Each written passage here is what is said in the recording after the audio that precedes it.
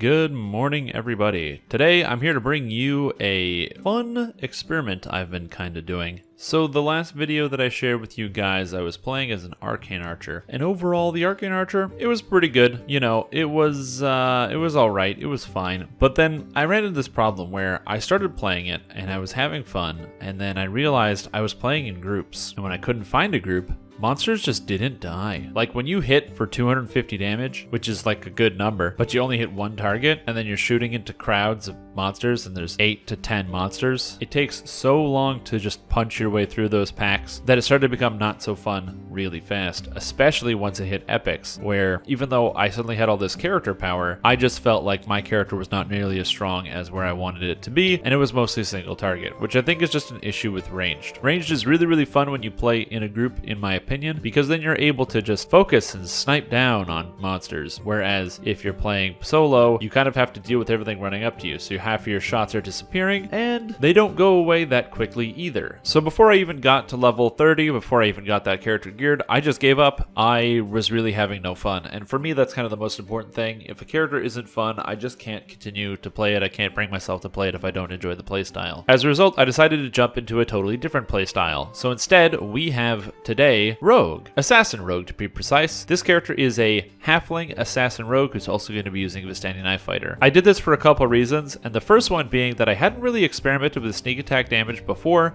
and I thought it would be a good idea to really test it out. On top of that, I'm still on the hunt for the maximum DPS character that I want to be playing to replace my fighter Vanguard, so I figured trying out something that seems very powerful is probably a good idea. I needed a halfling life, so I decided to go with the dexterity-based assassin, and there's actually a couple reasons behind this. This character is going to end up spending about 44 points in the assassin tree, and 27 points in the Vistani Knife Fighter tree, as well as 3 points in the Thief Acrobat tree for the movement speed. This doesn't leave me with enough points left over to be able to get intelligence to hit and damage, so I figured dexterity is the way to go, and since I'm playing as halfling with the extra dexterity, it just seemed to make sense. Now this character is also interesting in the fact that since I am a halfling, I am going with the healing Dragonmark as well, and the House of Drasco Dragonmark is absolutely fantastic. It's really carrying me through the early game and allowing me to just do all sorts of really powerful stuff, not have to worry about having a cleric in the party, or just being able to heal other people, which is just nice. Now the crazy thing about this character is that, oh my gosh, it's fun, you're playing melee, you're attacking really fast, you got double strike, 2 weapons. Yeah, melee is really good, and it feels really good because you get to either hit lots of monsters with cleaves, or you get to hit really fast with 2-weapon fighting. And for me,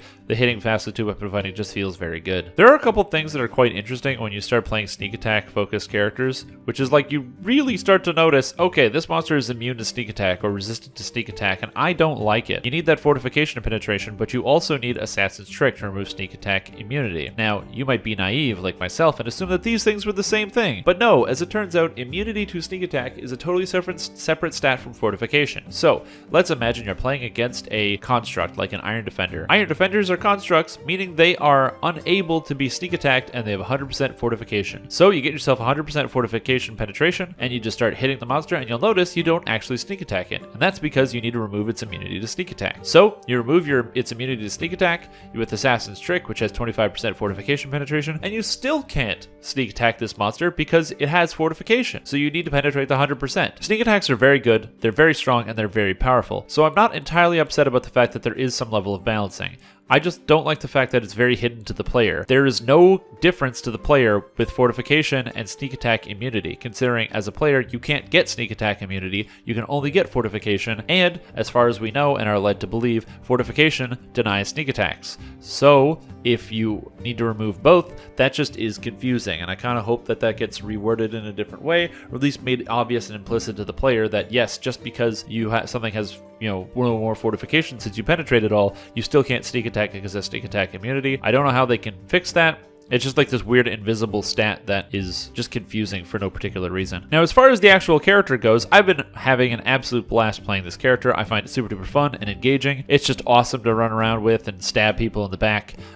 When you play solo, it's not that great because you do have to rely on bluff, improved feint, and your shiv to be able to get people with the sneak attacks. The one thing I will say is that this character is so sneak attack focused right away. When I'm hitting monsters with my sneak attacks, I'm doing about 60% more damage than I was normally doing. It's just kind of crazy. Like, to think about the fact that if the monster is being sneak attacked by me, I'm getting, well, it's almost double how much damage it is. So when I am sneak attacking, my character feels like a god and I chop down bosses in 2 seconds. When I'm not sneak attacking, I'm just kind of flailing at the monster, still able to kill it because my damage is fairly consistent, but it takes a little bit of patience. Overall, though, the fact that this character is a rogue and I get to do all these traps, I get the sneak attacks, and it's actually kind of fun to just kind of maneuver around and sneak attack. It looks pretty good. I haven't gotten to the assassinate part yet, which is the next step in the process, so we'll be working on that soon. One of the important things to remember while leveling a Vistani assassin is that the assassin side of the things is going to give you more sneak attack damage, whereas the Vistani side of things is just going to give you more damage. It gives you hit chance,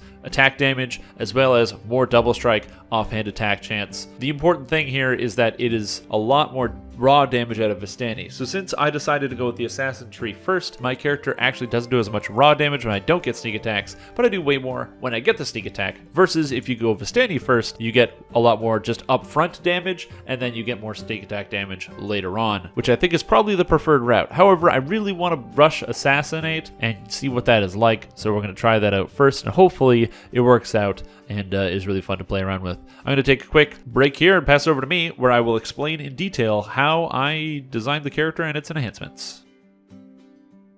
So here we have in question the Halfling Rogue. So this character is a level 9 rogue as of right now, focusing on dexterity as my main stat, because dexterity gives reflex saves, dexterity gives armor class, and most importantly, dexterity gives me damage through my daggers. So the idea behind this character is to play as a halfling.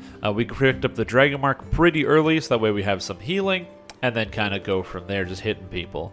As far as skills go, you're a rogue. Take the rogue skills, open lock, search, disable device, and then from there I made a couple of changes. I'm putting some points in heal late because I forgot to put points in heal, but use magic device obviously being pretty good. I always put points in swim because swimming fast is just nice. But yeah, so that's kind of how we're organizing it right there. I also use bluff pretty often, so I like to level up my bluff. Now as far as feats went, it's pretty standard progression. I started with 2-weapon fighting at level 1, then I went for the Dragonmark at level 3. At level 6, there's a couple different options to go with as far as feats, but I decided to go with precision as my feat to give myself some extra ability to sneak attack monsters by penetrating fortification. Of course, I had Assassin's Trick by the time I hit level 6, so I was able to sneak attack monsters as well as remove their sneak attack immunity, and then at level 9 I took improved 2-weapon fighting. My current plan is to take improved critical at 12, greater 2-weapon fighting at 15, and then probably improved feint at 18, at which point, once I hit level 20, I will swap out the Dragonmark. I don't need the Dragonmark of healing once I hit level 20 because I can just use Rejuvenation Cocoon, which is better than the Dragonmark anyway, and I can swap out the Dragonmark for the Completionist feat, which I have, which will just help me as I scale into the end game. As far as the individual enhancements go, this is kind of how I spent it. Now, of course, this is how I'd recommend you spend it as well. This is a leveling build. So during the leveling process, I have a whole bunch of points here spent in the Halfling tree, most specifically because I wanted the greater Dragonmark of healing, but I also happen to have 10 or 9 or however many racial points, so that's why I spent these points here.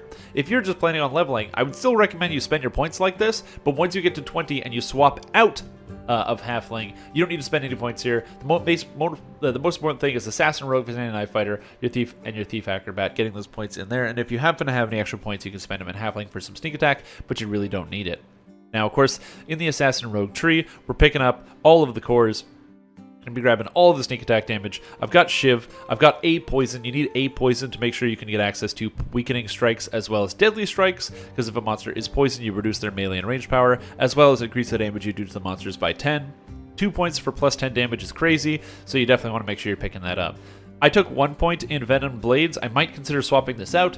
You don't really want to have any more than 1 point because it doesn't scale off of your melee power or anything. It's just a d4 damage, but for now, it just seems nice to have on as a little bit of an extra. I also took Stealthy because Hide and Move Silently is okay, since Hide will be scaling my damage in the endgame with Sign of the Ethereal Plane, and it gives me extra movement speed while sneaking. Now I've got some other stuff, Execute, which is really good. Something I'd recommend you avoid is Killer here. Killer gives you a 5% morale bonus to double strike whenever you kill a target, up to 20%, with 4 stacks, so you kill 4 guys. Doesn't stack with Rapid Slash, which does the same thing. So you don't really need Killer as long as you have Rapid Slash. Now, the way I did the Vicinity tree is I basically just bum rushed in to get haste boost, and then I spent the rest of my points in the Assassin tree, which is what I'm going to be doing as I get all the stuff up here. I'm taking everything up at the top. Assassinate because it's Assassinate. Measure the foe because my plan is to stealth into combat, so I get all that extra melee power and dodge attacks. The extra damage from this. The knife specialization, which is going to make it so that my knives will be a 15 to 20 at endgame, which is pretty exciting. And then I want to try light armor mastery because I figure, hey, extra max dex bonus on my armor and extra max dodge chance. This character might even be able to get a dodge upwards of 45% if I do it right. So that's what we're going to try to do. So we're not going tier 5 into standing knife fighting because while these things are very good, they don't give me the cool rogue stuff, which is what I want to experience. On top of that, you've got the stuff I am going to be taking out of this tree. I'm going to be getting the standing knife training here for the extra damage, celerity for the extra main hand and offhand double strike, and I will also be going with the dagger specialization to get double daggers because it's very good to get the extra 20%. And then finally, I'll be taking Miststalker 5 for the immunity to energy drain.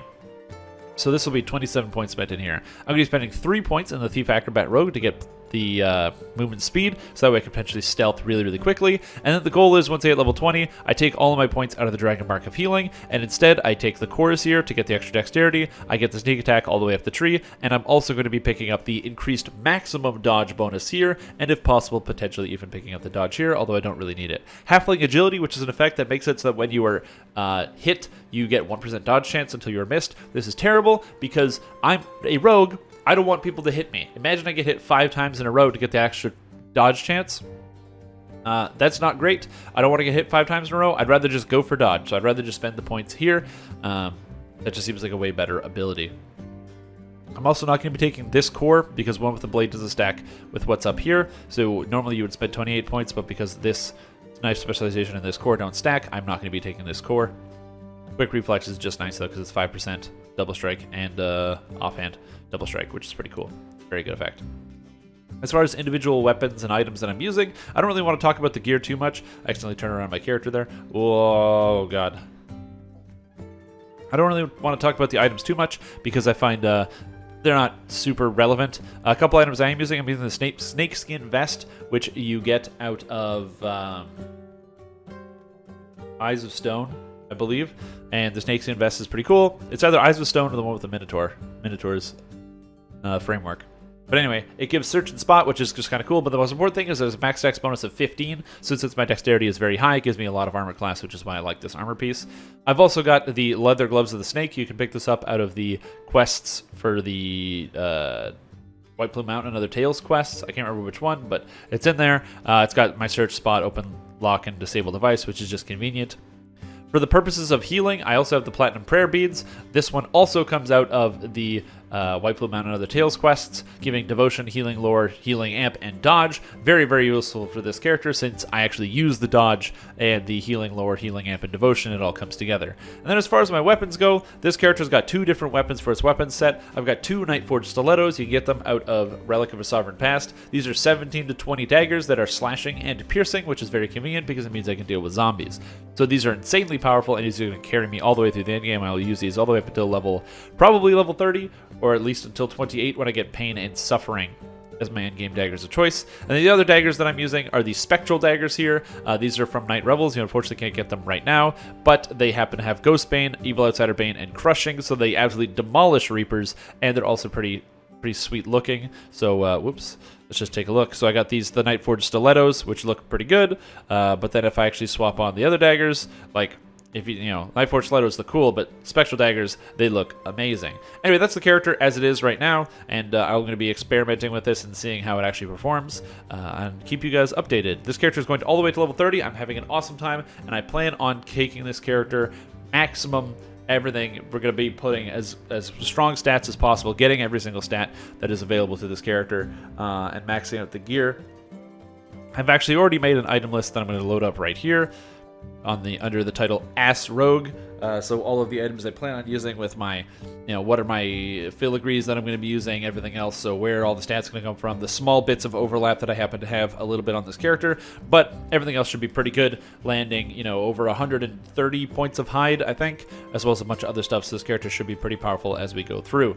Anyways, that's all I got for you guys, so thank you guys for watching. I hope you have there's other people looking at my spreadsheet, that's kind of neat. Anyway, thank you guys for watching. Have a super awesome day. If you like what you saw, make sure you subscribe to the channel for more more Dungeons & Dragons Online related content. Anyway, I gotta go blow my nose because I'm really sick. Because I'm sick every day because life is pain. I will see you guys later. Bye-bye.